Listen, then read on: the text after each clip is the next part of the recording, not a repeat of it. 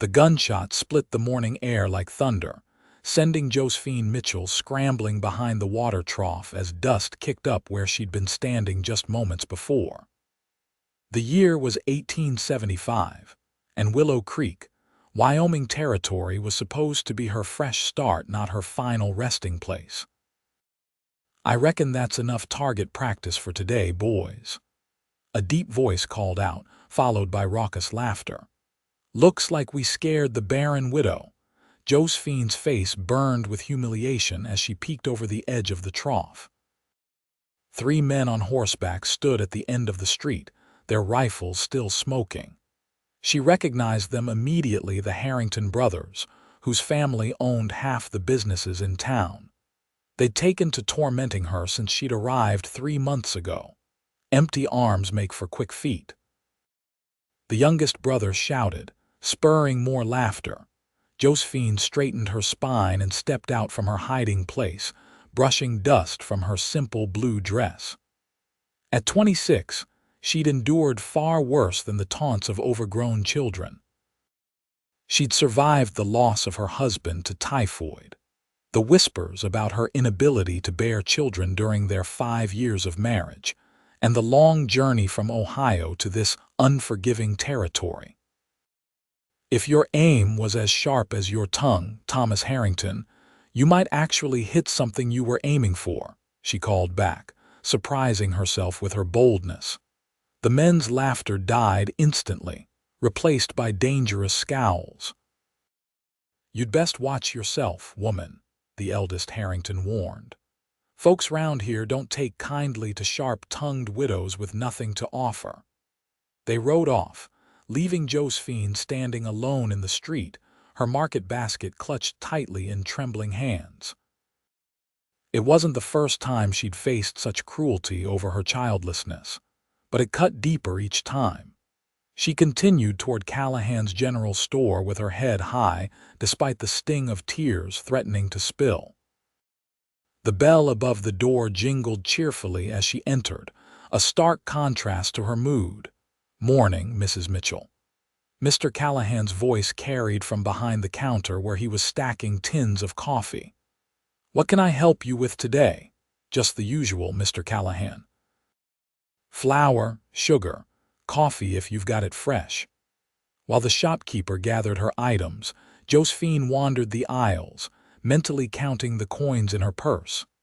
The teaching position at the schoolhouse paid just enough for her to survive, but little more. She stopped at a shelf displaying bolts of fabric, running her fingers over a pretty calico she couldn't afford. The bell jingled again, and the atmosphere in the store instantly changed. Josephine turned to see a tall man filling the doorway, backlit by the morning sun. She recognized him immediately, though they'd never spoken. Vincent Adler, the owner of the largest cattle ranch outside town. He was a man of few words but enormous respect in Willow Creek. "Adler," Mr. Callahan greeted warmly. "Your order came in yesterday. Got it all boxed up and ready." "Appreciate it," the rancher replied, his voice deep and smooth as river stones. His gaze swept the store and briefly landed on Josephine before he turned back to Callahan. Josephine tried not to stare, but it was difficult not to notice the man. Unlike the dandies in town who wore fancy vests and sleeve garters, Vincent Adler was rugged simplicity itself, worn leather chaps over denim trousers. A faded blue shirt with the sleeves rolled up revealing sun-bronzed forearms, and a wide-brimmed hat that had seen better days. A revolver hung at his hip, not for show but utility, like every other tool he carried. As Callahan loaded boxes onto the counter, the rancher's eyes drifted back to Josephine. She quickly looked away, pretending to examine a jar of preserved peaches. "That'll be $12.46, Callahan told Adler. The cowboy counted out bills and coins from a leather pouch. "Cattle prices are holding steady. Might be a good year." "About time we had one," Callahan replied. The conversation halted as the door opened again, admitting Mrs. Harrington mother to the three men who'd terrorized Josephine earlier. "Good morning, all," she said, her eyes narrowing slightly at Josephine before turning a brilliant smile to the rancher. "Mr. Adler, what a pleasant surprise.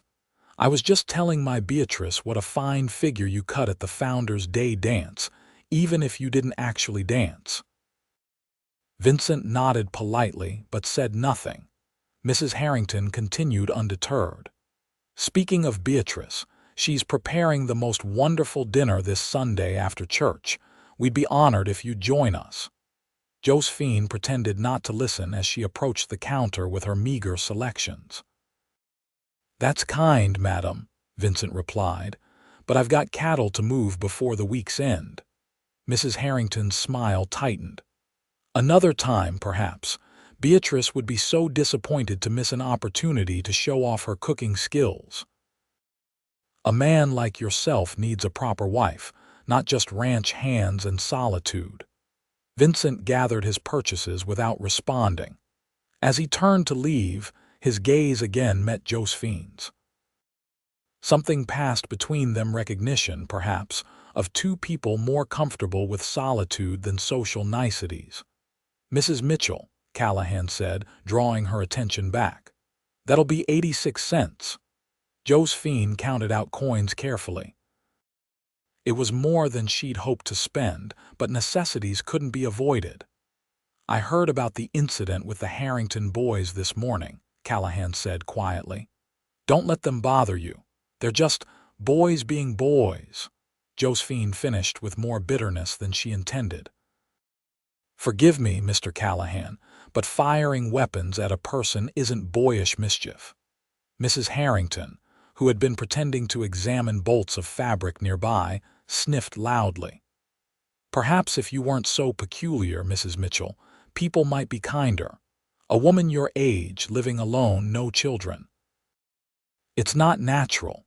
The words struck like physical blows. Josephine gathered her purchases with trembling hands. "There's nothing unnatural about grief or circumstances beyond one's control, Mrs. Harrington," she managed to say, her voice steady despite her inner turmoil. "Good day."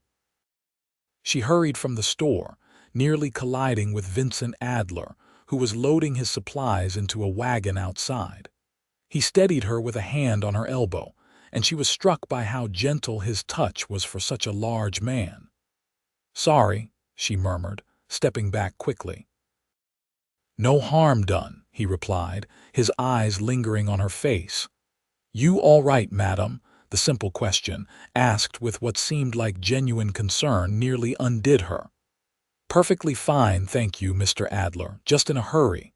She was halfway down the boardwalk when his voice stopped her. "Mrs.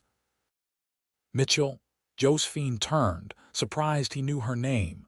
"If those boys bother you again, let Sheriff Taylor know." His face remained impassive, but something in his eyes suggested more than casual concern. "They're just words, Mr. Adler." "And bullets," he replied, his voice hardening. "I heard about this morning. That wasn't just mischief." Before she could respond, he tipped his hat and returned to his wagon. Josephine watched him go, a strange feeling settling in her chest. It had been a long time since anyone had shown concern for her welfare. The schoolhouse bell was ringing when she finally arrived, signaling she was late for her own class. The children were waiting outside, some playing chase around the dusty yard, others sitting patiently on the steps. "Mrs. Mitchell," little Sarah Jenkins called out. "Billy says there's no school today 'cause you got shot. As you can see, I'm perfectly unharmed," Josephine replied, unlocking the schoolhouse door. "Billy Thompson, you shouldn't spread stories." The freckle-faced boy shrugged. "My pa said the Harrington boys were shooting at the Barron schoolteacher this morning."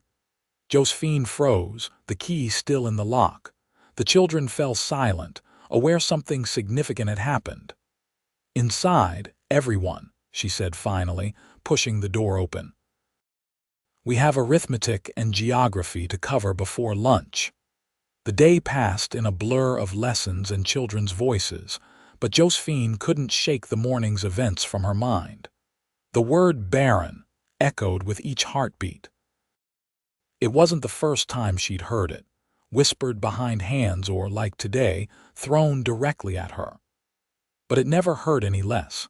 After dismissing the children, she remained at her desk, grading spelling tests until the setting sun cast long shadows through the windows. She was postponing the walk to her small, rented room where only silence waited. The creak of the schoolhouse door startled her. Looking up, she was shocked to see Vincent Adler standing awkwardly in the entrance, hat in hand. "Mr. Adler," she said, rising, "is something wrong?" He shook his head.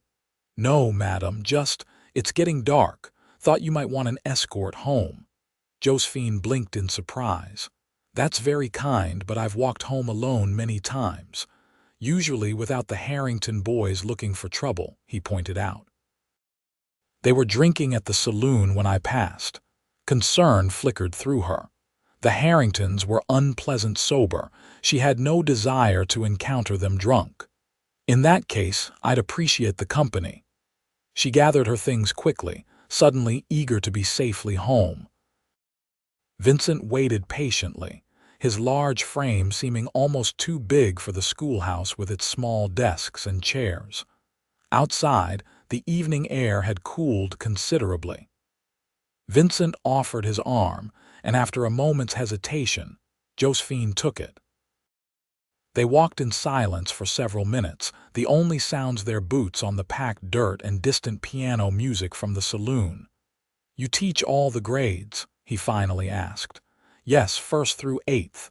17 children in all," he nodded. "Important work." "It is," she agreed. "Though some in town seem to think a childless woman has no business teaching children." The words slipped out before she could stop them. Vincent's stride faltered slightly, but he didn't look at her. "Folks talk too much about what doesn't concern them," he said finally. "That's the nature of small towns, I suppose." They continued in silence until they reached her boarding house.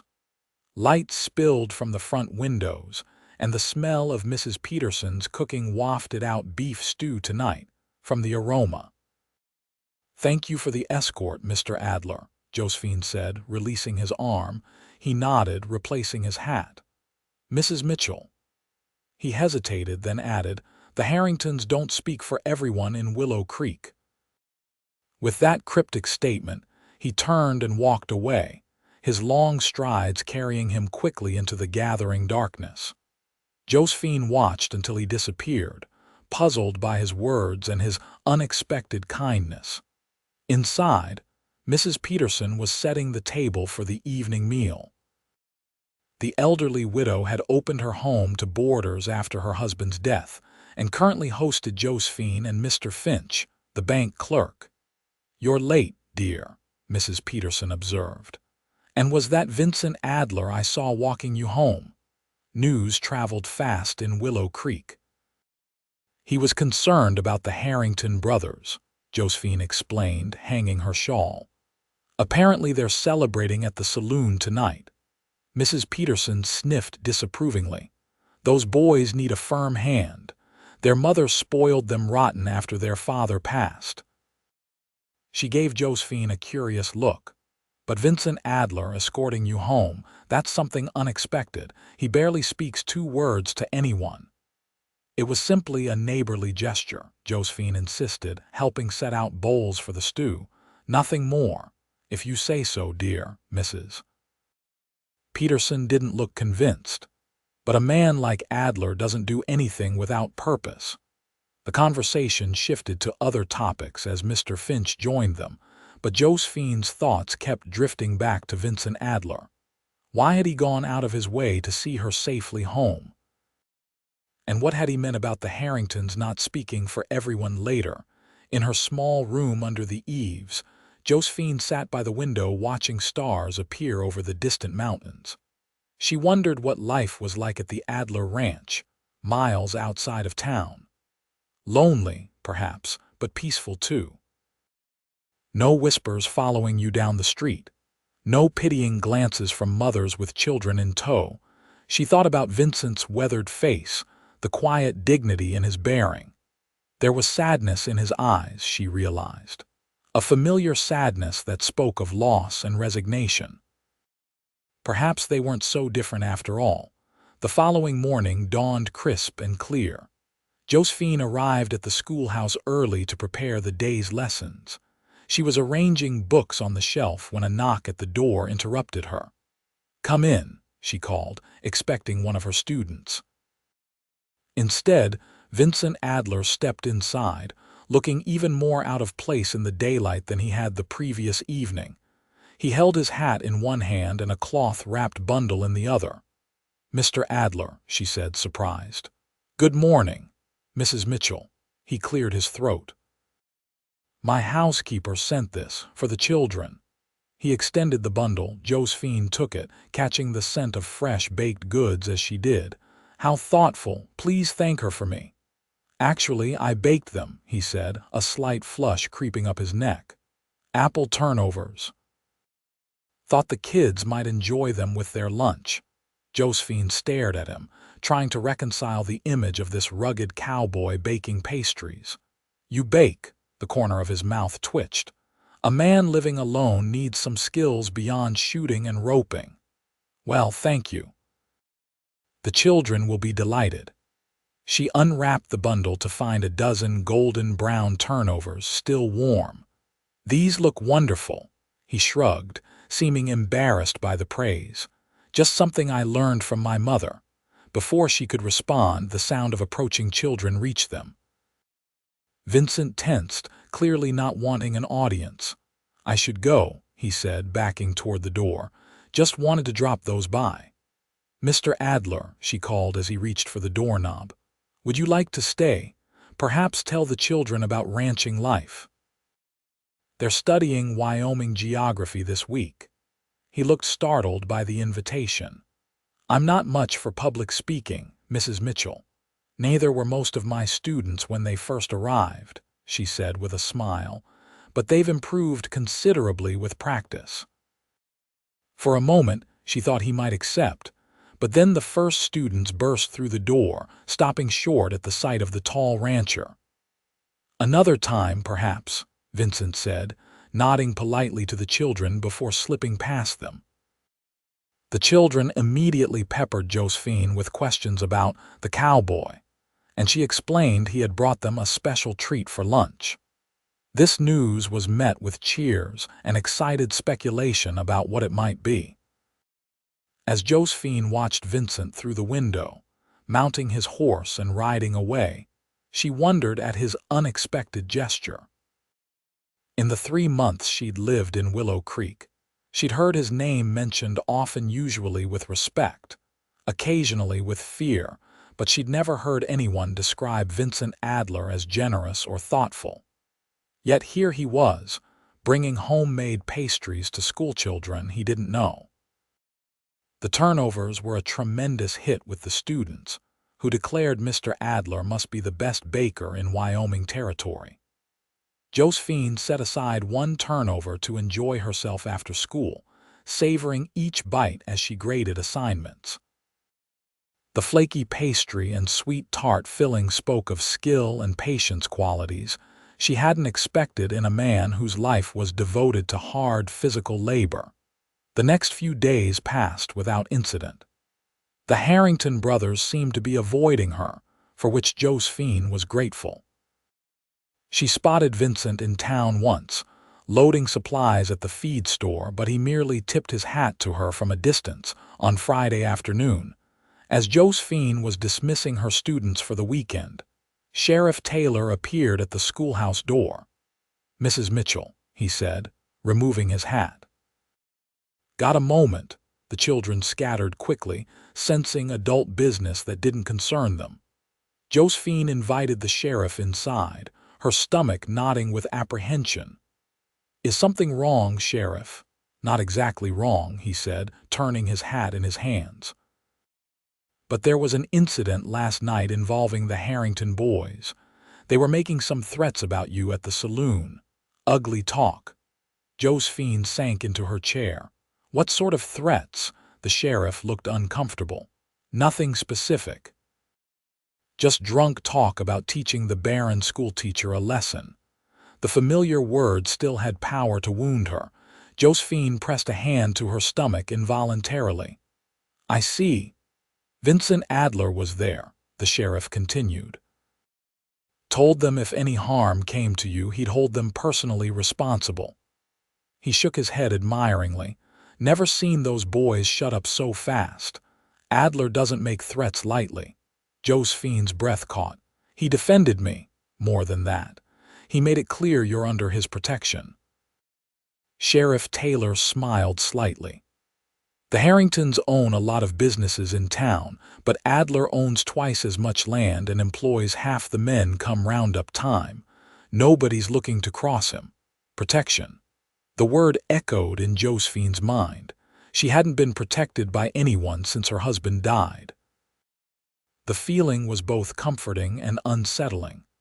Thank you for telling me, Sheriff, he nodded. Just thought you should know. And might be a good idea to be extra careful for a while. Those boys are used to getting their way. After the sheriff left, Josephine sat at her desk for a long time, her thoughts in turmoil. Why would Vincent Adler declare himself her protector? They were barely acquaintances. And what would such protection mean for her already complicated standing in the community? She was still pondering these questions when she locked up the schoolhouse and began her walk home. The air was heavy with the promise of rain, dark clouds gathering over the mountains. She quickened her pace, hoping to reach the boarding house before the storm broke.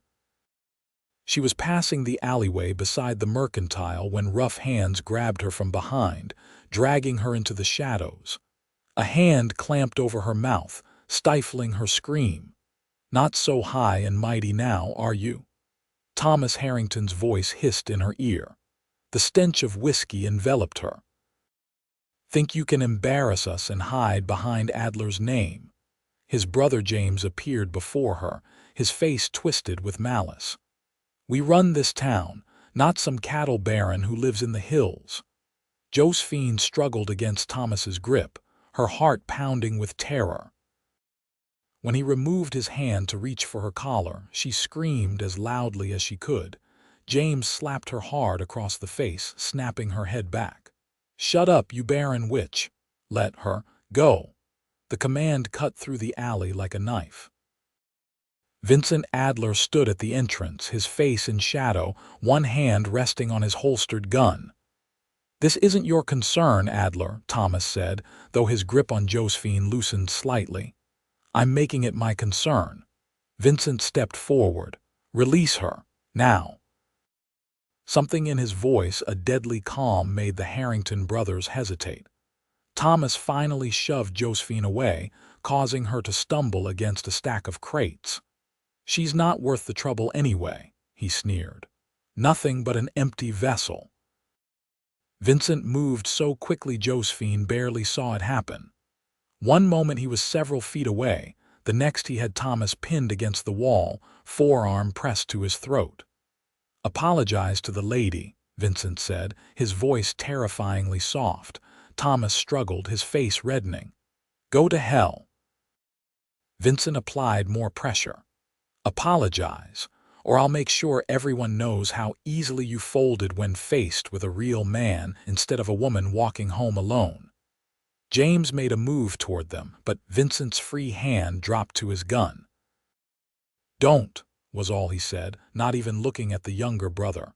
Thomas, gasping for breath, finally choked out, Sorry, Mrs. Mitchell. Vincent released him and stepped back. If either of you comes near her again, you'll answer to me, and I won't be as forgiving next time. The brothers, their bravado deflated, slunk away with muttered curses. Vincent turned to Josephine, his expression softening instantly. Are you hurt?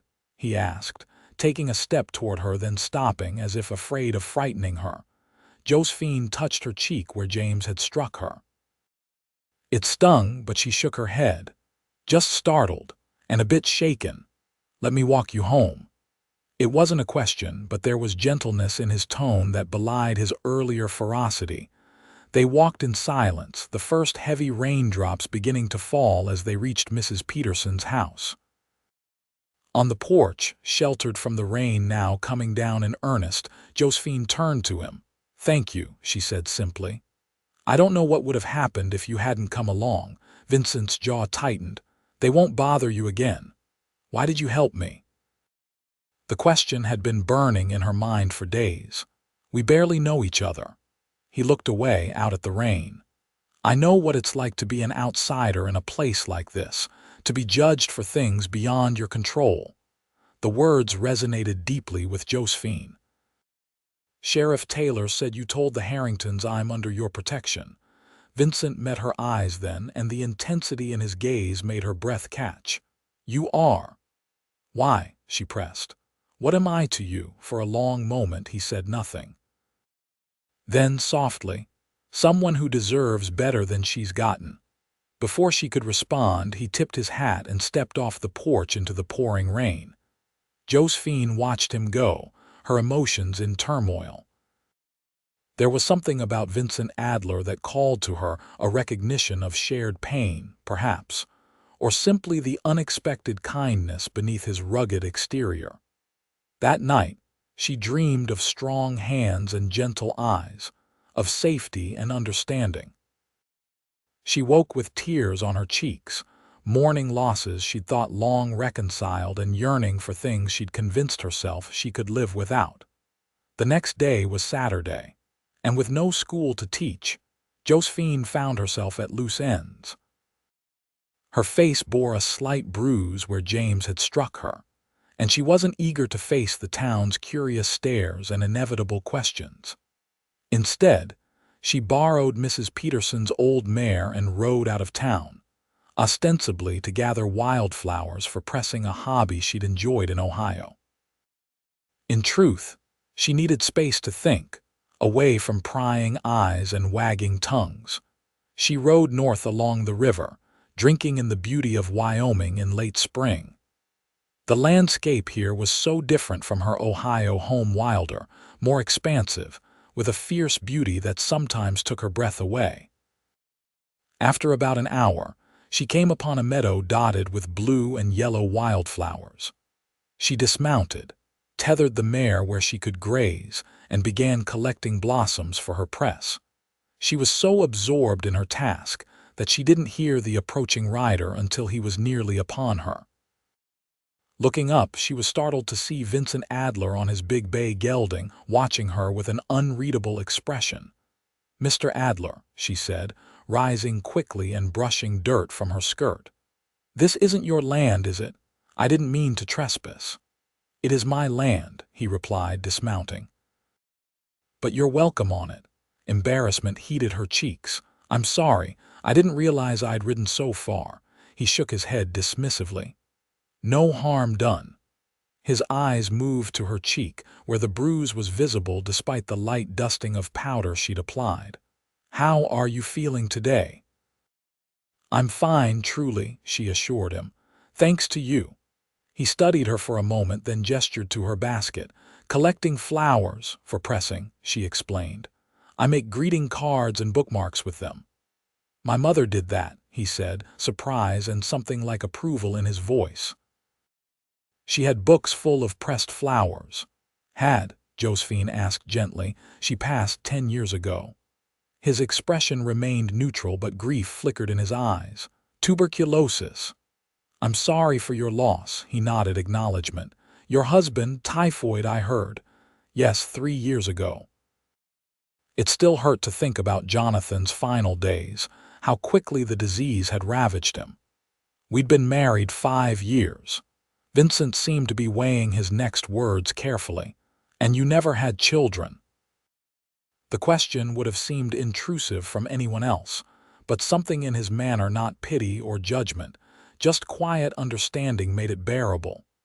"We tried," she said simply. "It wasn't meant to be, apparently."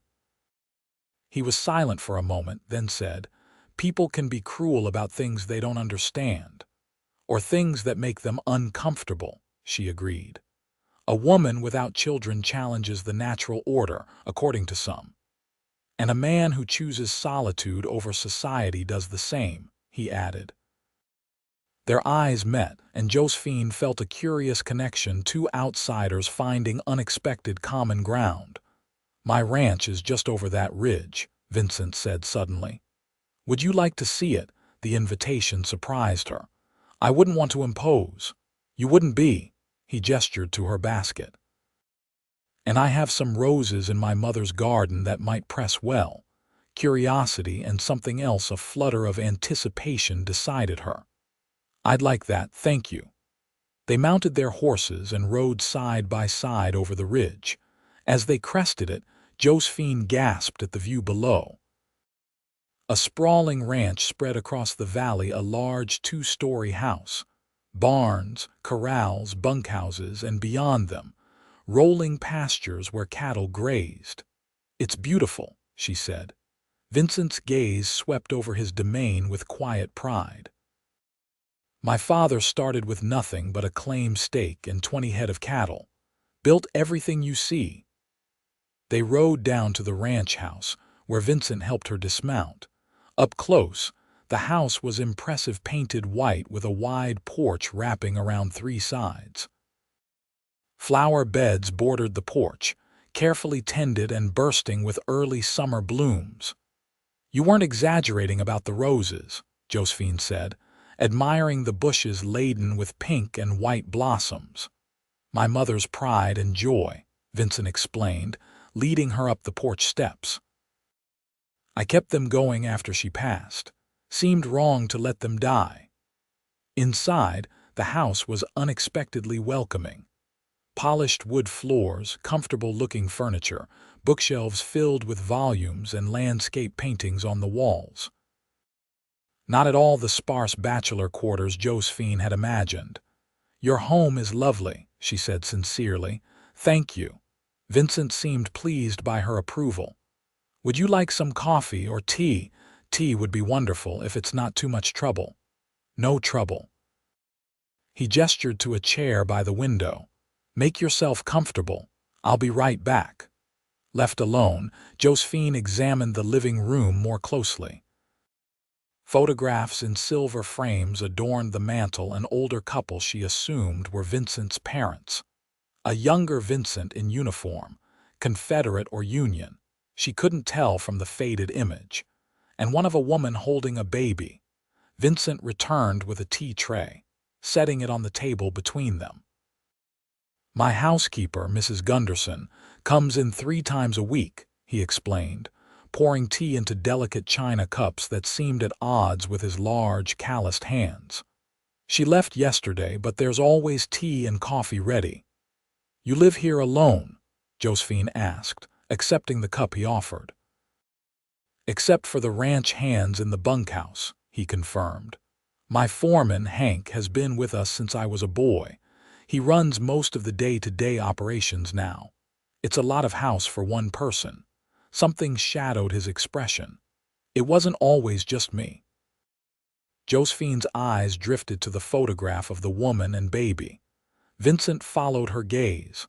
"My wife, Rebecca," he said quietly, "and our son, James." Understanding dawned. "Oh, Vincent, I'm so sorry." It was the first time she'd used his given name, but he didn't seem to notice. "Childbirth," he said, his voice flat. 12 years ago, the baby followed a day later. Grief, even 12 years old, was evident in every line of his body. Josephine's heart ached for him. "I can't imagine." "For a long time I couldn't either," he admitted. "Couldn't imagine continuing. But the ranch needed running. The hands depended on me, so I kept going." "That takes courage," Josephine said softly. Vincent looked at her, really looked at her, as if seeing her clearly for the first time. "So does starting over in a new place after losing everything." They sat in companionable silence for a few minutes, sipping tea and watching sunlight filter through the curtains. There was comfort in being with someone who understood loss, who didn't need platitudes or explanations. "After Rebecca died," Vincent said finally, "people in town were kind at first, but as time passed they started suggesting I should remarry, find a mother for my non-existent children, move on, as they put it. Josephine nodded. I heard the same after Jonathan died. As if grief has a proper timetable. Exactly. He set down his cup. Mrs. Harrington has been particularly persistent with her daughter Beatrice. I've noticed, Josephine said, unable to keep a touch of humor from her voice. Vincent's mouth quirked in a near smile. Not exactly subtle, are they? About as subtle as a stampede through a church service. The unexpected analogy startled a genuine laugh from him, a rich, warm sound that transformed his face. Josephine found herself staring, captivated by the change. "What?" he asked, noticing her gaze. "I don't think I've heard you laugh before," she admitted. He looked almost sheepish. "Don't have much cause to, usually." The moment stretched between them, something new and fragile taking shape. Josephine broke it first, rising from her chair. "I should get back to town before Mrs. Peterson sends out a search party." Vincent stood as well. "Of course. But first, let me cut some roses for you to press." He led her outside to the garden, where he carefully selected and cut several perfect blooms in various stages of opening. He wrapped their stems in a damp cloth before handing them to her. "Thank you for the tea," Josephine said as he helped her onto Mrs. Peterson's mare. "And the flowers, and the conversation." Vincent nodded, his hand lingering on the reins. "Would you? That is, might I call on you properly in town sometime?" The formal request, so unexpected, brought color to Josephine's cheeks. "I'd like that," she said simply. He smiled, then a full, unguarded smile that crinkled the corners of his eyes. "Sunday after church, perhaps?" Sunday would be perfect. As she rode back to town, Josephine found herself smiling. For the first time in years, she felt a flutter of something she'd thought long dead: hope. News of Vincent Adler calling on the widowed schoolteacher spread through Willow Creek like wildfire. When he appeared at church on Sunday, a place he rarely attended, and sat beside Josephine in her usual pew, the whispers were almost audible over Reverend Thompson's sermon. Mrs. Harrington's pinched expression spoke volumes, while her daughter Beatrice looked near tears. The Harrington brothers were notably absent, much to Josephine's relief. After the service, as congregants gathered on the church lawn, Vincent stood beside Josephine like a sentinel, nodding politely to greetings but offering little conversation. His presence discouraged most from approaching Josephine directly, though she caught many curious glances. "Quite the stir we're causing," she murmured to him. "Does it bother you?" he asked, genuine concern in his voice. Josephine considered the question. A week ago, the attention would have mortified her. Now, with Vincent beside her, it seemed almost amusing. "No," she decided. "Let them talk." His expression softened. "Lunch at the hotel dining room. I'd be delighted." As they walked toward the hotel, Mrs. Harrington intercepted them, her smile brittle. "Mr. Adler, Mrs. Mitchell. What a lovely service, wasn't it?" "Very inspiring," Josephine agreed neutrally. "I was just telling Beatrice how kind you are, Mr. Adler, to escort our lonely schoolteacher. Such Christian charity." Vincent's jaw tightened. "It's not charity, Mrs. Harrington. It's the privilege of Mrs. Mitchell's company." The older woman's smile froze. "Well, how gallant. I do hope you'll still consider joining us for dinner sometime. Beatrice makes a wonderful roast beef." "Thank you for the invitation," Vincent said smoothly, "but my social calendar is rather full at present." He placed Josephine's hand on his arm and guided her away, leaving Mrs. Harrington sputtering behind them. "That was rather direct," Josephine said when they were out of earshot. "I'm not known for subtlety," he replied, a hint of amusement in his voice. The hotel dining room was nearly empty when they arrived, most families having Sunday dinner at home. The maitre d' showed them to a corner table with obvious curiosity. Over roast chicken and vegetables, they talked about books they'd read, places they'd seen, and their respective childhoods, his on a smaller ranch in Colorado, hers in a bustling Ohio town. The conversation flowed easily, as if they'd known each other for years rather than days. "My father wanted me to marry a banker or lawyer," Josephine confided. "He was quite disappointed when I fell for a farmer's son." "And did you regret your choice?" Vincent asked. "Never," she said firmly.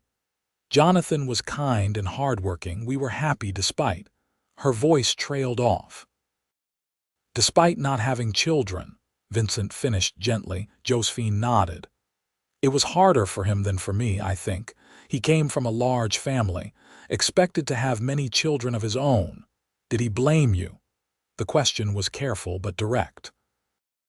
"No," Josephine said after a moment's reflection. "At least, not openly, but there was a sadness in him sometimes when he saw his brothers with their children." Vincent was quiet for a moment, then said, "Rebecca wanted children desperately. When she finally conceived after 7 years of marriage, she was overjoyed." His voice caught slightly. "The irony of it killing her wasn't lost on me." Josephine reached across the table and covered his hand with hers. "Life can be unbearably cruel sometimes." His fingers curled around hers, warm and strong. "Yes, but there are moments of unexpected grace too." Their eyes met, and Josephine felt that curious flutter again, stronger now. This man understood her in ways Jonathan never had: the grief, the loneliness, the quiet strength required to keep going when all seemed lost. After lunch, they walked slowly back to Mrs. Peterson's boarding house. The afternoon was warm, the streets quiet, with most citizens enjoying Sunday leisure at home. On the porch, Vincent turned to her. "I'll be in Helena on business for the next few days. Cattle contracts to negotiate." "I understand," Josephine said, trying to hide her disappointment.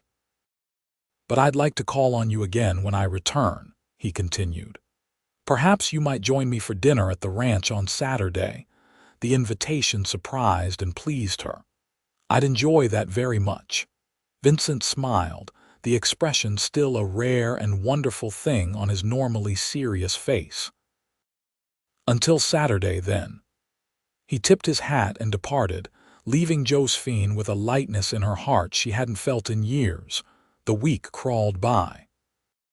Josephine threw herself into teaching, creating new lessons on Wyoming history and geography that incorporated stories of cattle ranching and pioneer life. The children were engaged and curious, especially when they realized their teacher might have special knowledge of the biggest rancher in the county. "Is Mr. Adler your beau now, Mrs. Mitchell?" Sarah Jenkins asked boldly during Friday's geography lesson. The question caught Josephine off guard. "Mr. Adler is a friend," she said carefully. "My ma says he's courting you," Billy Thompson chimed in. "Says it's about time he stopped moping around that big ranch and found himself a wife." "That's quite enough discussion of my personal affairs," Josephine said firmly, though she couldn't suppress a small smile. "Now, who can tell me the major rivers of Wyoming territory?" The children groaned but returned their attention to their maps. By Saturday, Josephine was a bundle of nerves. She spent extra time on her appearance, wearing her best dress, a deep blue that brought out her eyes, and arranging her honey-brown hair in a more elaborate style than her usual simple knot. Mrs. Peterson watched with knowing eyes but made no comment beyond. "You look lovely, dear." Vincent arrived promptly at 4 o'clock, driving a polished buggy pulled by a matched pair of blacks. He traded his usual working clothes for a clean black suit, white shirt, and string tie. The effect was striking. He looked every inch the successful rancher rather than the hard-working cowboy. "You look beautiful," he said simply when she appeared on the porch. "As do you," she replied, then blushed at her forwardness. "I mean, very handsome." He smiled and helped her into the buggy. The drive to the ranch was pleasant, the late afternoon sun gilding the landscape. Vincent pointed out landmarks and told stories about the early days of his family's ranching operation. "My father came west after the Mexican War," he explained. "Started with just a small parcel and built it acre by acre, year by year." "And you?" Josephine asked. "Did you always want to be a rancher?" He considered the question. "I wanted to see the world first. Did a stint in the Army Confederate side, though that's not something I advertise in these parts." "The war has been over for 10 years, Josephine pointed out. "Surely old divisions matter less now." "Some wounds heal slower than others," he said. "But yes, most folks around here judge a man on who he is now, not which side he fought for." At the ranch, Josephine was surprised to find the dining room table elegantly set with fine china, crystal, and silver. Candles waited to be lit, and fresh flowers adorned the center of the table. "Mrs. Gunderson has been busy," she observed. "I may have requested some special touches," Vincent admitted, looking almost embarrassed. "It's been a long time since I entertained a lady for dinner." The meal was excellent beef tenderloin, roasted potatoes, fresh vegetables, and warm bread. Mrs. Gunderson, a plump, cheerful woman in her 60s, served each course with obvious delight at seeing her employer with a dinner guest. "The table hasn't seen proper use in years," she confided to Josephine as she served dessert, a delicate apple tart. "Does my heart good to see it set right." After dinner, they moved to the porch to watch the sunset paint the distant mountains in shades of pink and gold. Vincent offered Josephine a rocking chair and took a seat beside her. "It's so peaceful here," she said, breathing in the clean mountain air. "I can see why you love it." "It suits me," he agreed, "though it can get lonely, especially in winter when the snow makes travel difficult." "Do you ever think of selling?" she asked. "Moving somewhere with more company," Vincent shook his head. "This land is in my blood now. My father's bones are buried on that hillside." He pointed to a distant slope where a small, fenced area was just visible. "Rebecca and James, too. I couldn't leave them." Josephine understood. Roots went deep, especially when watered with tears. "What about you?" he asked. "Do you plan to stay in Willow Creek?" It was a question she'd asked herself many times. "I don't know," she admitted. "I came because the teaching position was available and I needed a fresh start, but sometimes I wonder if I belong here." "Because of people like the Harringtons, partly," she acknowledged. "But also because I haven't put down roots, not really. I rent a room, teach other people's children, exist on the periphery of town life." Vincent was quiet for a moment. "What would it take for you to feel you belong?" The question stirred something deep inside her. "Purpose, I suppose. Connection. A sense that my presence matters to someone." Their eyes met in the fading light and something unspoken passed between them. "It matters to me," Vincent said quietly. Josephine's breath caught. "Vincent." He reached for her hand, his touch gentle but sure.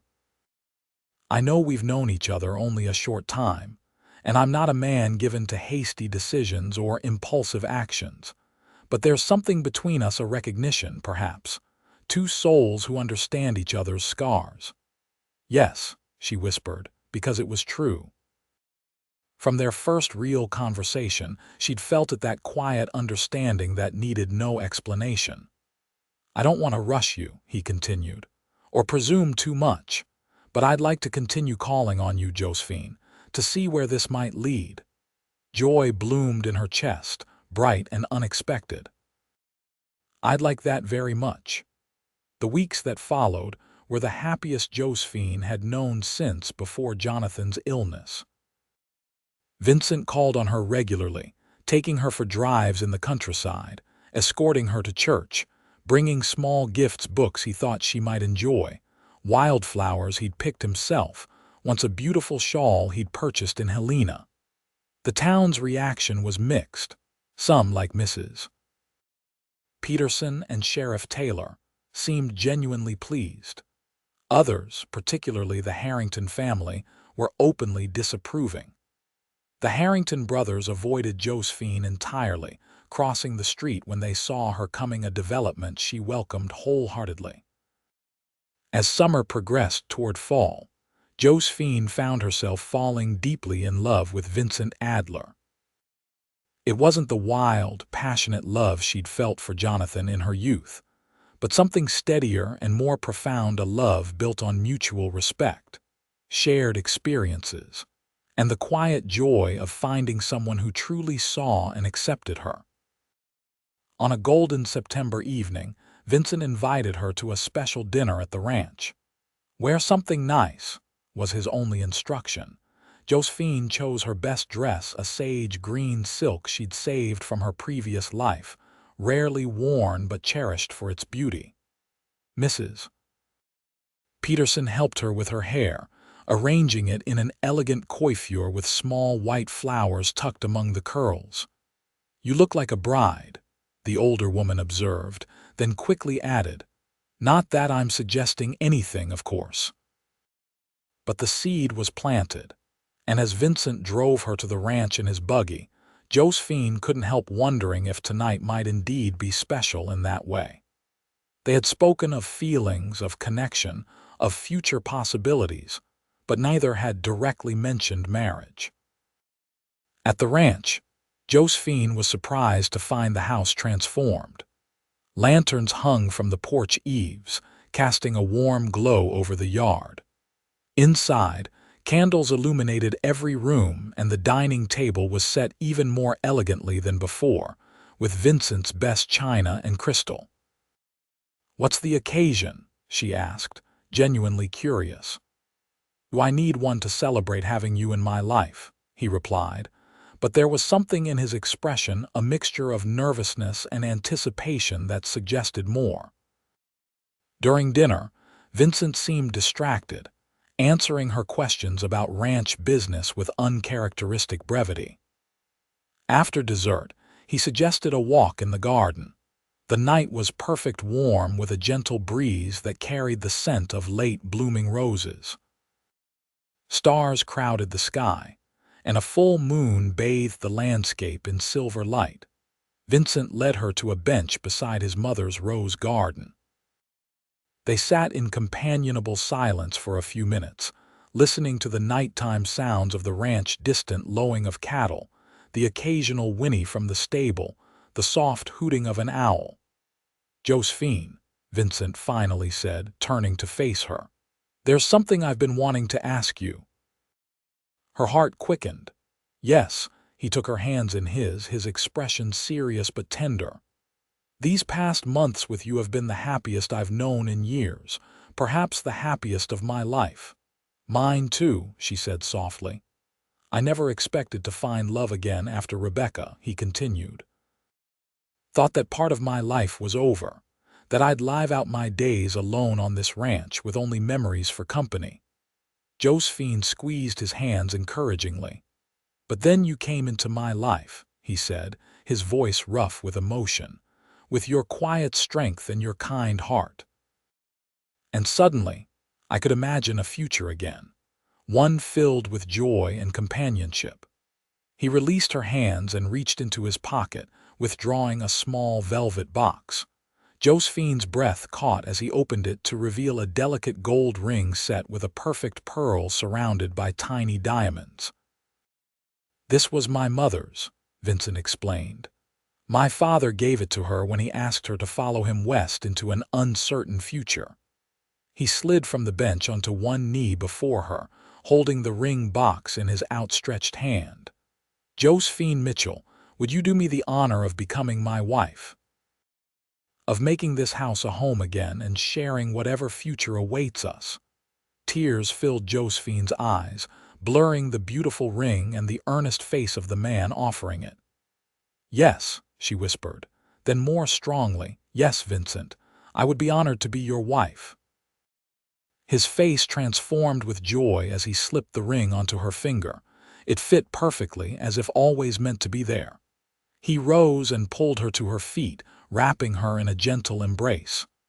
"I love you, Josephine," he murmured against her hair. "With all that I am." "And I love you," she replied, her heart so full it seemed it might burst. When he kissed her, it was tender and reverent, a promise of devotion that needed no words. They set the wedding date for October 15th, when the fall roundup would be complete, and before winter weather made travel difficult. Josephine gave notice at the schoolhouse, though she agreed to stay until a replacement could be found. The news of their engagement spread quickly through Willow Creek. Most citizens offered congratulations, though the Harrington family was conspicuously silent on the matter.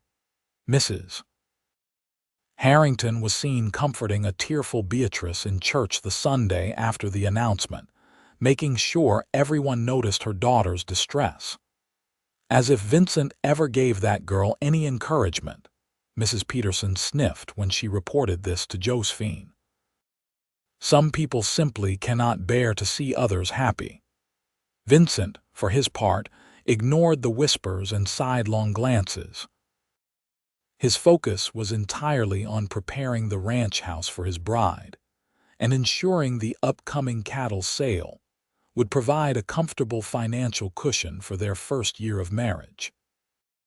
1 week before the wedding, as Josephine was packing her belongings in her boarding house room, she received an unexpected visitor.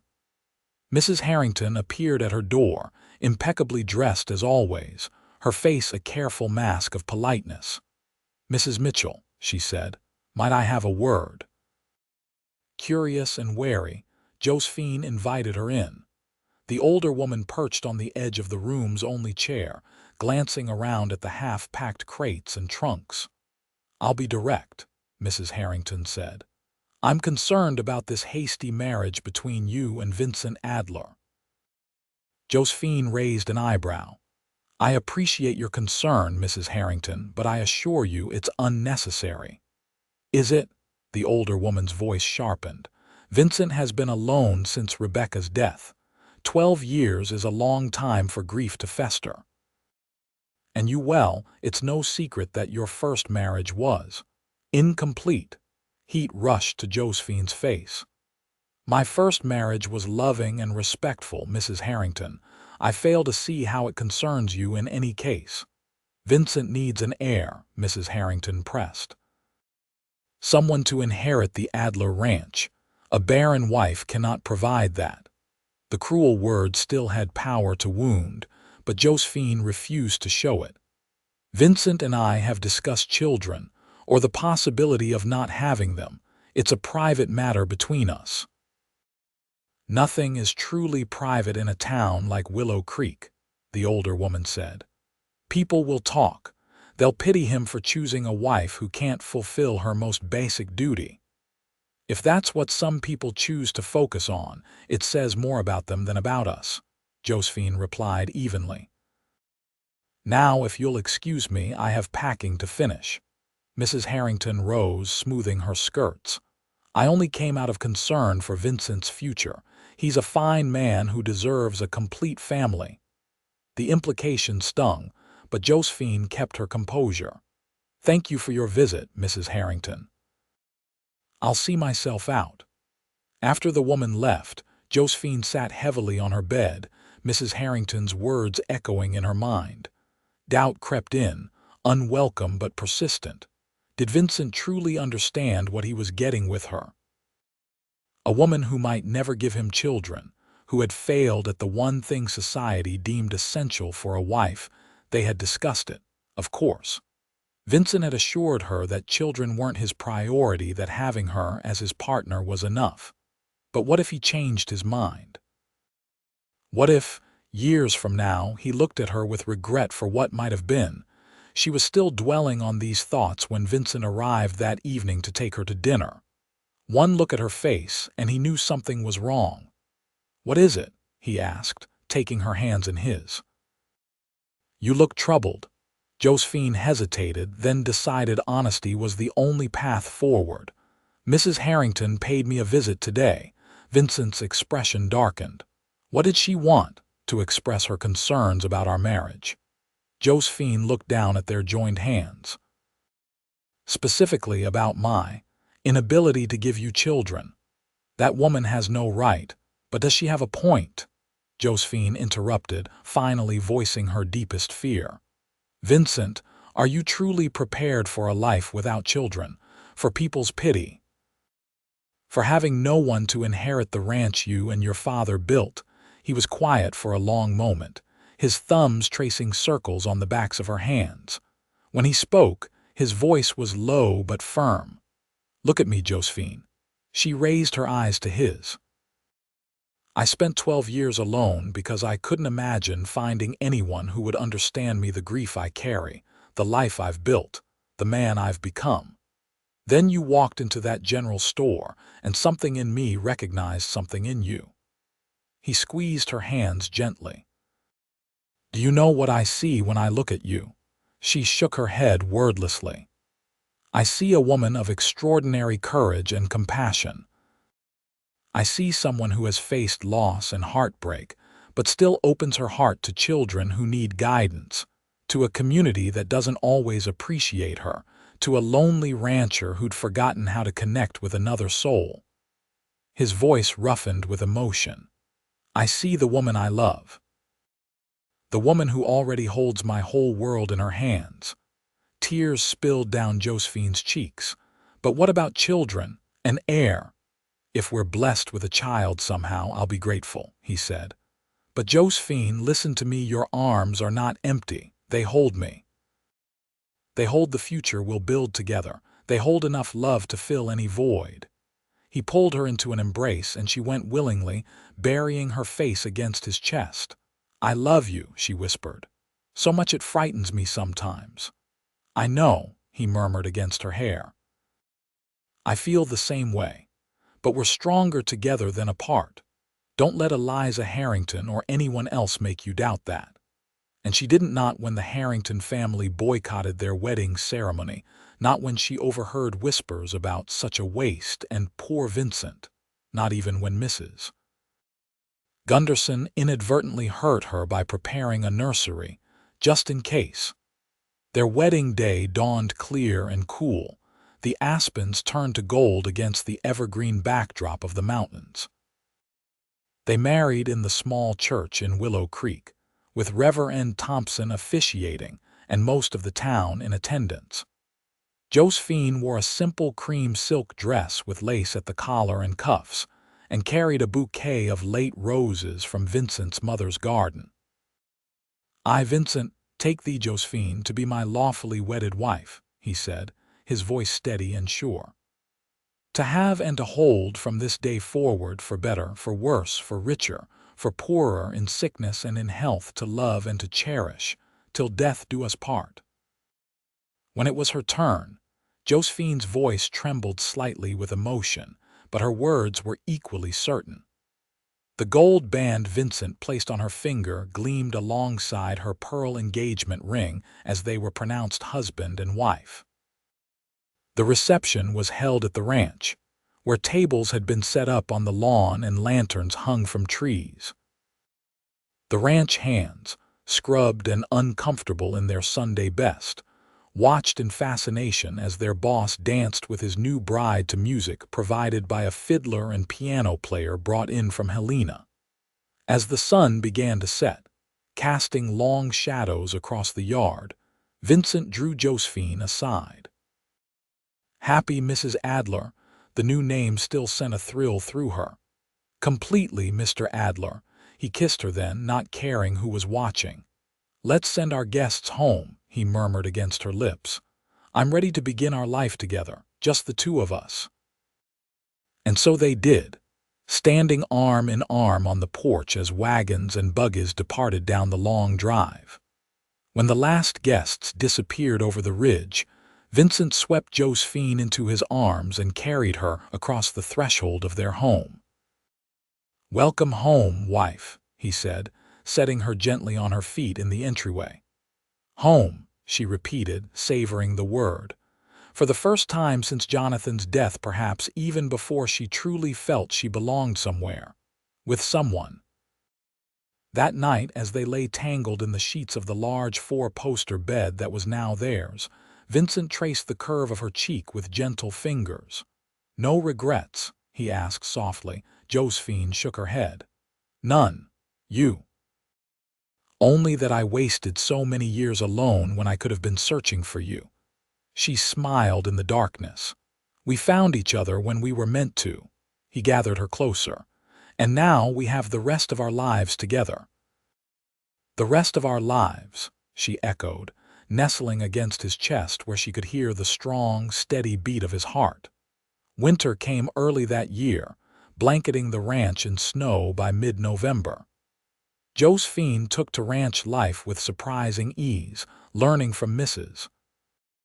Gunderson how to manage the large house and from Vincent how the ranch operations worked.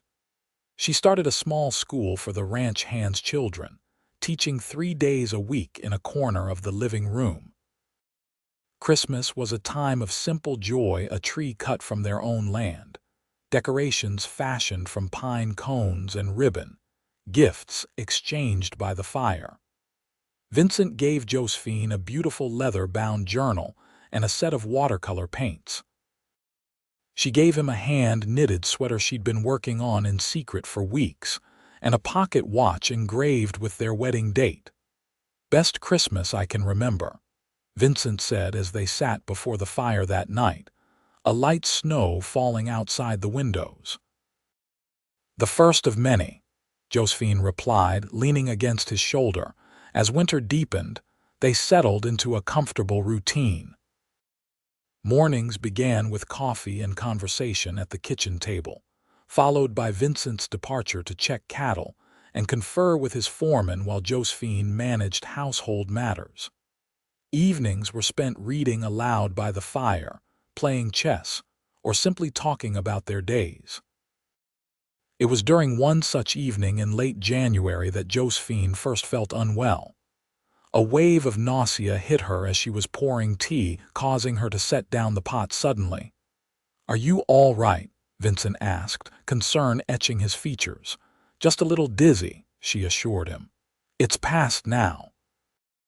But it happened again the next morning and the morning after that. By the fourth day, when even the smell of coffee made her stomach turn, Vincent insisted on sending for the doctor. Dr. Wilson arrived that afternoon, examining Josephine in the privacy of their bedroom while Vincent paced the hallway outside. When the doctor emerged, his expression was carefully neutral. "Well," Vincent demanded, "is she ill?" "Not ill exactly," Dr. Wilson said. "Mrs. Adler is with child." The words hung in the air like a physical presence. Vincent stared at the doctor, speechless. "I'm certain of it," the doctor continued. "All the signs are present. I'd estimate she's about 6 weeks along." Vincent pushed past him into the bedroom where Josephine sat on the edge of the bed, her face a mixture of shock, joy, and terror. "Is it true?" he asked, kneeling before her. She nodded, tears filling her eyes. "The doctor says so. But Vincent, I'm afraid, after all these years of nothing." "What if something goes wrong?" He took her hands in his. "Then we'll face it together. But Josephine, this is miraculous news." "You're happy?" she asked, searching his face. "Happy doesn't begin to describe it," he said, voice rough with emotion. "But even if this hadn't happened, even if it had just been the two of us forever, I want you to know that would have been enough. More than enough."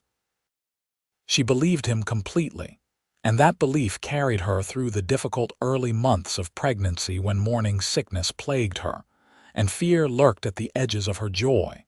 News of the pregnancy spread through Willow Creek by early spring, eliciting a range of reactions. Mrs. Peterson sent a beautiful hand-knitted baby blanket. Sheriff Taylor offered hearty congratulations when Vincent went to town for supplies. And Mrs. Harrington, cornering Vincent outside the general store, managed to imply that the child couldn't possibly be his, a suggestion that nearly earned her husband a visit from an enraged rancher, before Vincent regained his composure. As Josephine's belly swelled with new life, Vincent became increasingly protective, insisting she rest frequently and hiring additional help for the house. He read every book on childbirth and infant care he could find, and spent evenings with his hand on her stomach, marveling at the movements of their child. "I never thought I'd feel this again," he confessed one night as they lay in bed, his palm resting on the taut curve of her abdomen. "This anticipation, this hope." Josephine covered his hand with hers. "Nor I, it still seems unreal sometimes." "Are you scared?" he asked quietly. "Terrified," she admitted, "but also ready somehow. Whatever happens, we're in this together." He kissed her then, a promise sealed without words. Summer came, bringing relentless heat that made Josephine's condition even more uncomfortable. She retreated to the relative coolness of the house, while Vincent and his men worked from dawn to dusk, moving cattle to higher pastures. By August, she could barely move without assistance. Dr. Wilson, visiting weekly now, predicted an early September birth. "Everything looks normal," he assured them. "Mother and baby both healthy." But as the due date approached, Josephine's fear intensified. She couldn't stop thinking about Rebecca, dying in this very house, bringing Vincent's son into the world. What if history repeated itself? The night before labor began, she confessed this fear to Vincent as they sat on the porch watching a summer thunderstorm roll across the distant plains. "I keep thinking about Rebecca," she said softly, "about what happened to her." Vincent was quiet for a long moment. "I think about her too," he admitted. "Not because I'm comparing you to her, but because I'm terrified of losing you the same way." The honesty in his voice moved her deeply. "I'm not Rebecca," she said, taking his hand. "And this isn't 12 years ago. Medicine has advanced. Dr. Wilson is more experienced now." "I know," Vincent said. "But if something happened to you—" He couldn't finish the thought. "Listen to me," Josephine said firmly. If something happens to me, you must promise to love this child enough for both of us. To tell him or her every day how wanted they were, how loved." Vincent's grip on her hand tightened. "Nothing is going to happen to you. Promise me anyway," she insisted. "I promise," he said finally, "but you have to promise to fight with everything. You have to stay with us." "That," she said, "is the easiest promise I've ever made." Labor began the next evening, just as the sun was setting behind the mountains. Vincent sent one of the ranch hands galloping for Dr. Wilson, while Mrs. Gunderson prepared the bedroom with clean linens and hot water. The pain was unlike anything Josephine had imagined, waves that built from her back and wrapped around to her abdomen, leaving her gasping and clutching at the bedsheets. Vincent stayed by her side, wiping her brow with cool cloths and murmuring encouragement. Dr. Wilson arrived just as night fell completely. After examining Josephine, he announced that progress was good but slow. The baby wouldn't arrive until morning. "First babies often take their time," he explained. "Try to rest between pains if you can, Mrs. Adler." The night stretched endlessly, each hour marked by increasingly intense contractions. Vincent never left her side, even when Dr. Wilson suggested he might want to wait downstairs. "My place is here," he said simply, and that was the end of it. Dawn was breaking when Josephine felt a change, a new pressure, an irresistible urge to push. Dr. Wilson, dozing in a chair by the fireplace, was immediately alert. "The baby's coming now," he said after examining her. "When you feel the next contraction, I want you to push with all your might." What followed was a blur of pain and effort unlike anything Josephine had ever experienced. Vincent supported her shoulders, his face tight with concern as she bore down again and again. "I can see the head," Dr. Wilson announced.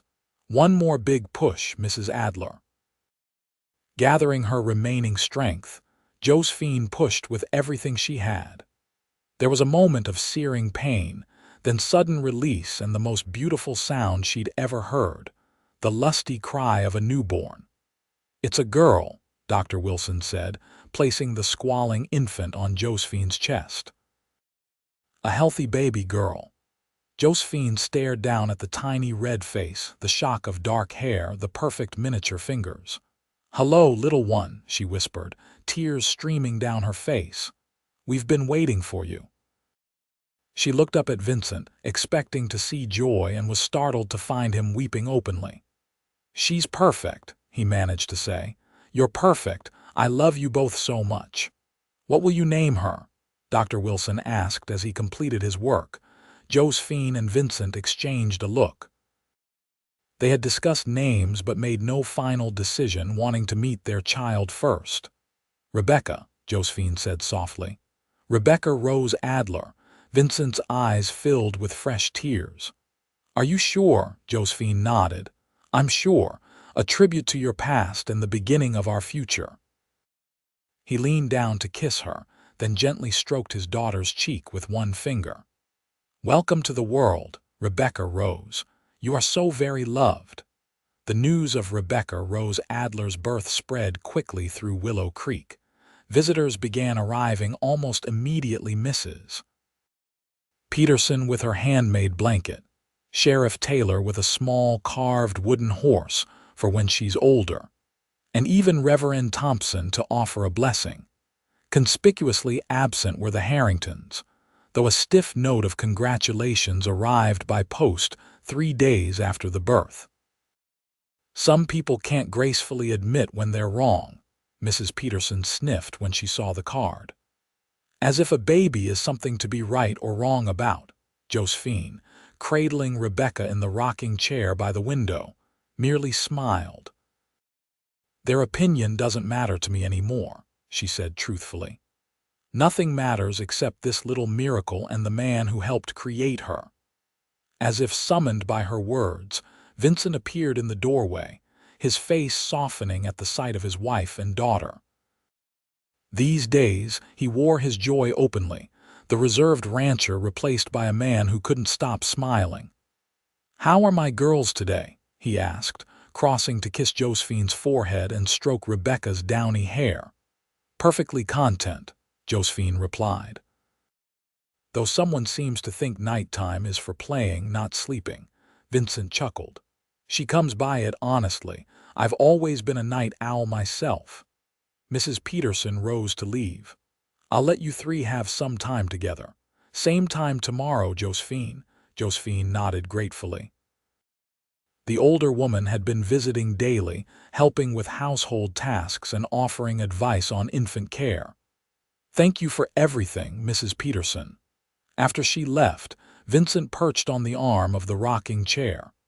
"I was thinking," he said, watching his daughter's sleeping face, "about what you said the night before Rebecca was born." "Which part?" Josephine asked, leaning against him.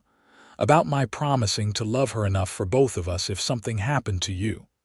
His voice caught slightly. "I've been thinking about Rebecca, my first wife, and how I shut myself away after losing her. How I wouldn't let myself love anyone." Josephine listened quietly, sensing he needed to speak these thoughts aloud. "I realize now what a disservice that was to her memory," he continued. "Rebecca was full of life and love. She would have hated seeing me become a shell of myself." He touched his daughter's tiny hand. "I'm grateful every day that you brought me back to life, Josephine, that you helped me remember how to love." Tears pricked at Josephine's eyes. "Oh, Vincent." He slid from the chair arm to kneel beside her. "What I'm trying to say is that I understand now why you made me make that promise. Love isn't diminished by loss, it's the only thing that makes loss bearable."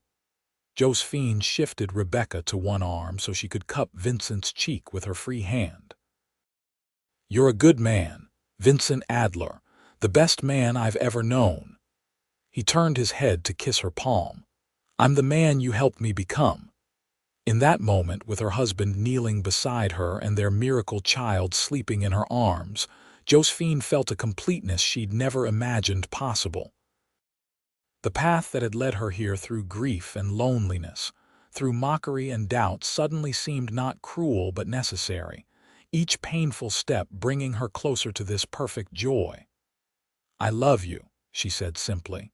"Both of you with all that I am."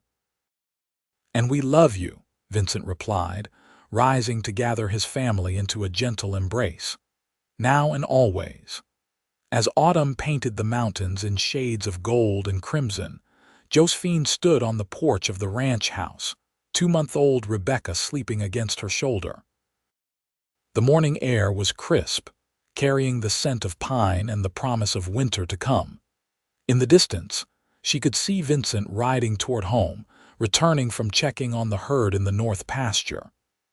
He raised a hand in greeting when he spotted her, and Josephine waved back, her heart full. This was her life now, this beautiful home, this strong and tender man, this precious child whose existence still seemed miraculous. The empty arms that had once defined her in others' eyes now cradled all the family she could ever want. Vincent dismounted at the hitching post and strode toward them, his face lighting with the smile he reserved for his wife and daughter. "How are my favorite ladies this morning?" he asked, leaning in to kiss Josephine and brush a gentle finger over Rebecca's cheek. "Missing you," Josephine replied, "but otherwise perfect." Vincent took the baby from her arms, cradling his daughter with a tenderness that still moved Josephine to tears sometimes. Rebecca stirred, opening eyes the same deep blue as her father's, and Vincent's smile widened. "There's my girl," he murmured. "Did you take good care of your mama while I was gone?" "She's been an angel," Josephine assured him, linking her arm through his as they walked back into the house together. Inside, the home they'd created was warm and welcoming, so different from the hollow shell it had been when Josephine first visited. Photographs of their small family now stood alongside those of Vincent's parents and first wife. Rebecca's toys and blankets added splashes of color to the formerly austere rooms, and everywhere, evidence of love and life lived fully. "I was thinking," Vincent said as they settled in the living room, Rebecca still sleeping contentedly in his arms. "We should host Thanksgiving this year. Invite Mrs. Peterson, Sheriff Taylor, Dr. Wilson, the ranch hands and their families." Josephine's eyes widened in surprise. Vincent had always been a private man, preferring small gatherings to large celebrations. That would be quite an undertaking. Too much? He asked, uncertainty crossing his face. "I just thought, we have so much to be thankful for. It seems right to share that." Warmth bloomed in Josephine's chest. "It's not too much at all. I think it's a wonderful idea." The smile he gave her was worth any amount of work such a gathering would require.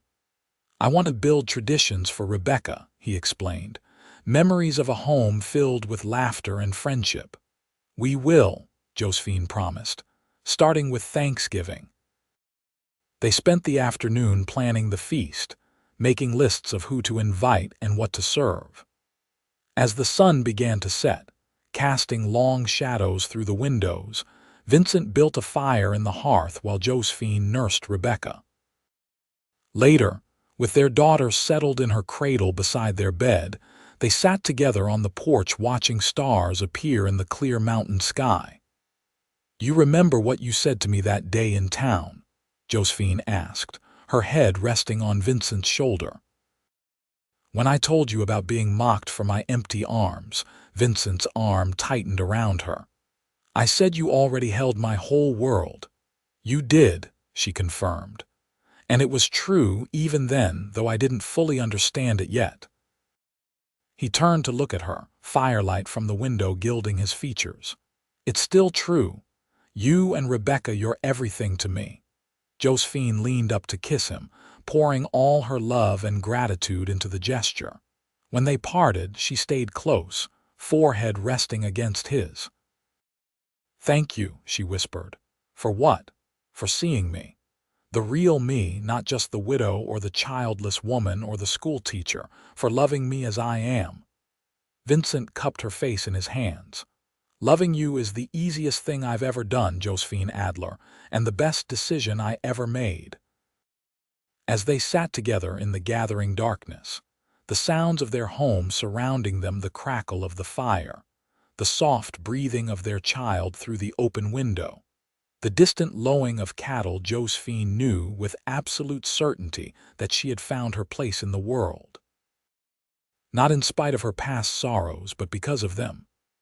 Each loss, each mockery, each moment of despair had led her here to this man, this child, this life filled with love beyond measure. Her arms, once empty, now held everything.